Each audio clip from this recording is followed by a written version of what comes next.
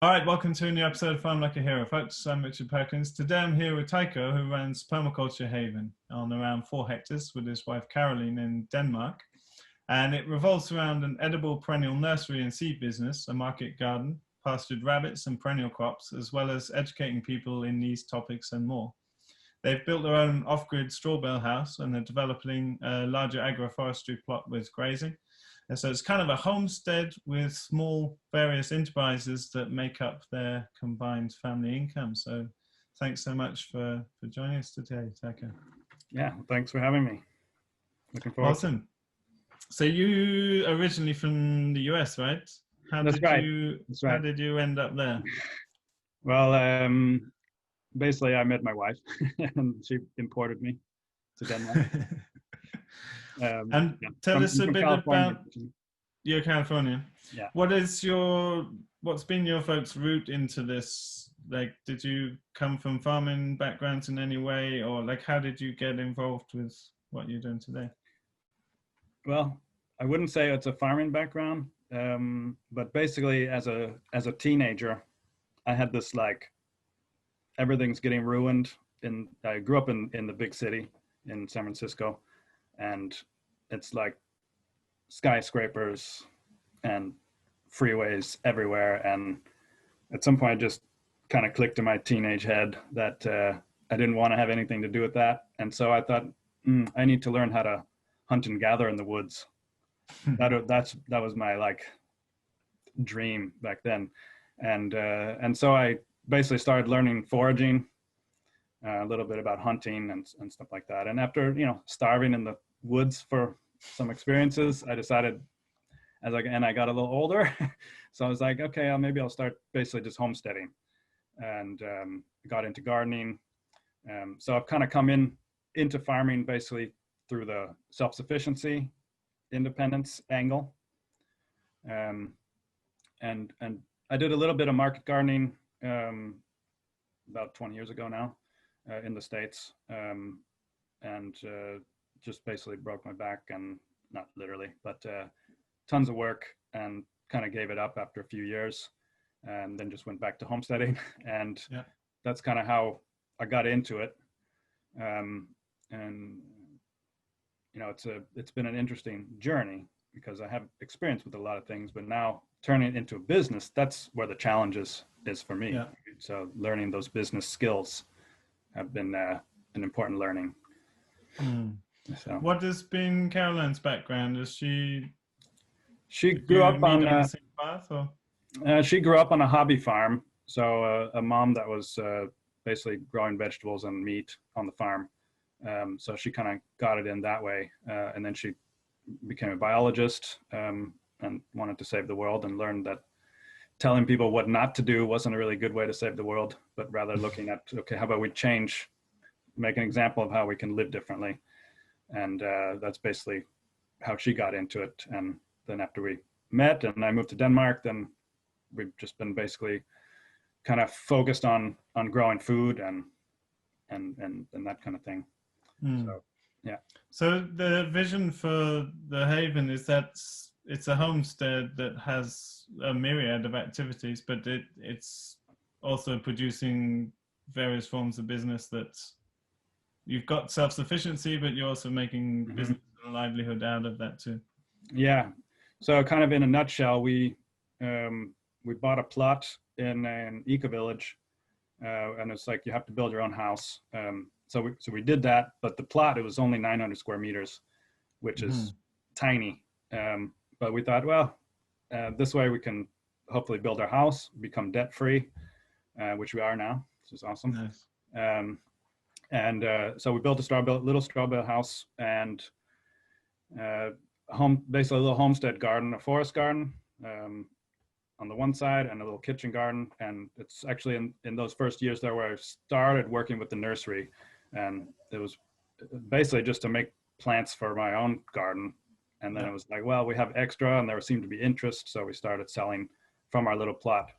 And that was about 5 years we did that.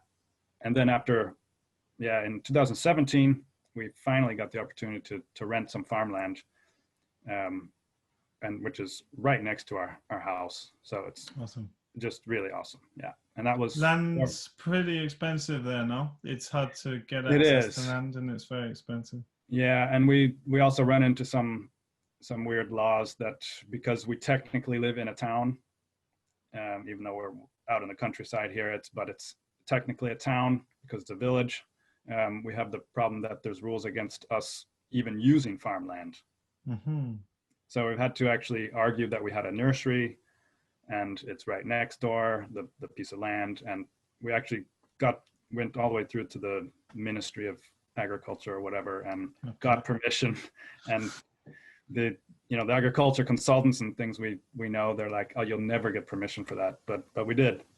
So now it's kind of a something other people can use as a precedent.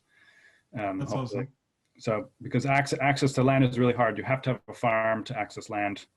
But now we've done it, and we have a 30-year lease on it. So we can actually really play with it. Yeah. So tell us about the nursery a bit, because that's something that I see there's scope for dotted around multiple places in every European country, and to find useful, weird, wonderful agroforestry type trees is quite difficult. And I know, like, from knowing Martin Crawford down in the UK, like he's been shipping plants literally all over Europe, and there's just a lack of people doing nurseries. So tell us a bit about how you've, like, the plant species and how you've decided to roll with that. Yeah, it's actually a really interesting part of our business, because it's kind of exploring new species, and I feel like there's like a duty to try new things constantly.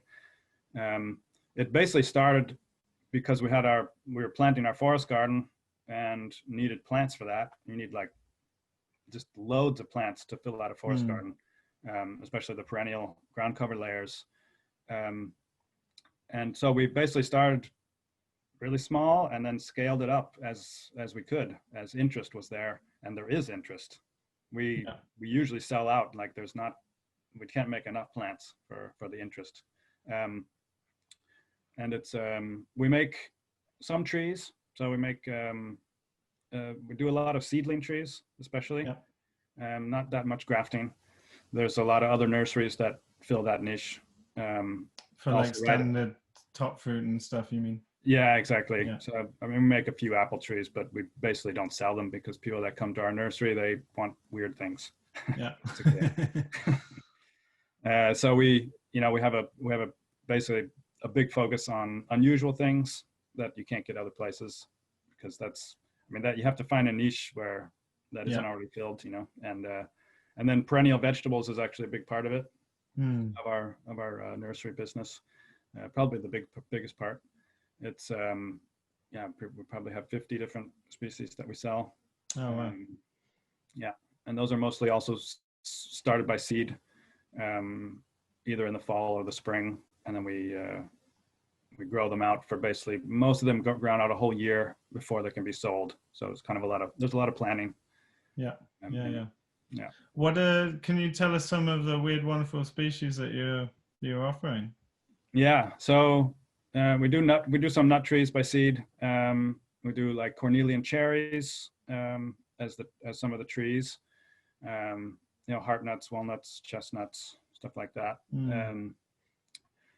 And then we do a lot of bushes, also berry bushes, like Eleagnus, silverberries we call them. Those are super popular. We just can't make enough. People just get torn off the shelves right in the first few days of the season. And then a lot of other berries. Aronia is a good one. Some of the also usual currants and gooseberries and stuff like that. Let's see what other unusual ones. Also honeyberries, the Luniceras. Those are pretty popular.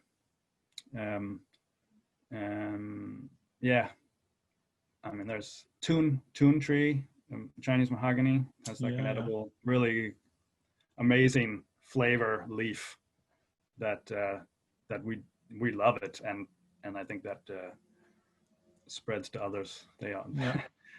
It's like, what's the situation in Denmark? Are there any other weird, wonderful nurseries that you know of?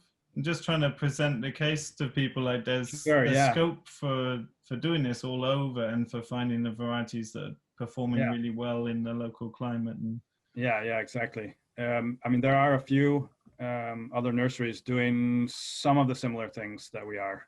Um, there are definitely a few doing trees. I know definitely two that are doing kind of also unusual trees, um, aside from all the normal things. yeah, And then there's, yeah, I think there's two other nurseries that are doing like edible perennials, um, basically. But you know, some Denmark's kind of is a small country, but it's also kind of spread out because of all the water breaks up yeah. the country. So, you know, Mm. we're in the west part of the country, and there is one other nursery I know of that is doing some of that. But otherwise, the other bigger one is in the east of the country, which so it's there's not a lot of competition for us at the moment, and we try to have a good, you know, collaboration with the other nurseries as well. Yeah. You know, send people if they're on the east part of the country to send them over there, and so on. But there's it's an open niche. we Yeah, yeah. could expand it, but I don't. Yeah, we have some rule stuff we try to keep under, because the size it's at now, we don't have any control visits. Okay.